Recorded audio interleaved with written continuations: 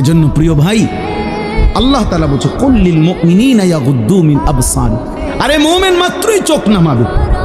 ইমানদার কেমনে ভিন নারী দেখে? ইমানদার কেমনে ভিন নারী দেখে? ইমানদার কেমনে মুসলমান পরের নারী? নওজওয়ান শোনো এই কোরআনের আয়াত।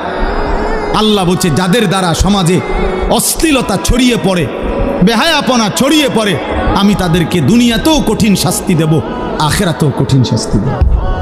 ফিদ দুনিয়া ওয়াল আখিরা, কোরআন শরীফের আয়াত।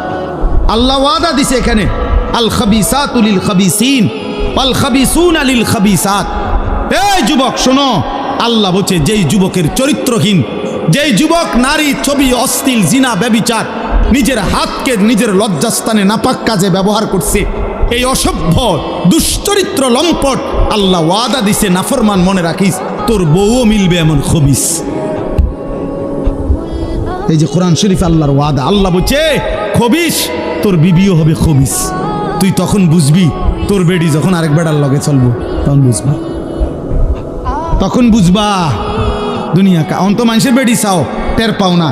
তোমার বিবি বিয়ে করার পরে যখন দেখবা অসৎ, 2 নাম্বার চরিত্রহীন, তখন বুঝবা বাবা। কোনো স্বামী যদি শোনে 12 বছর পরেও আমার স্ত্রী পরকীয়ায় আসক্ত, অন্য পুরুষের লগে আসক্ত, ওই স্বামীর তখন আর দুনিয়ায় কিছুই থাকে না। 1000 কোটি টাকাও তখন কিছু হয় না, তার জীবনটাই তখন জাহান্নামের টুকরা হয়ে যায়। আমি একজন না, আমি এমন শত শত মানুষ জানি।